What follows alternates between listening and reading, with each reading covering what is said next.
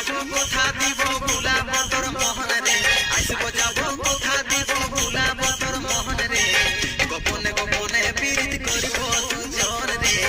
গোপনে গোপনে পীড়িত করিব দুজন রে লজ্জাবতী রূপে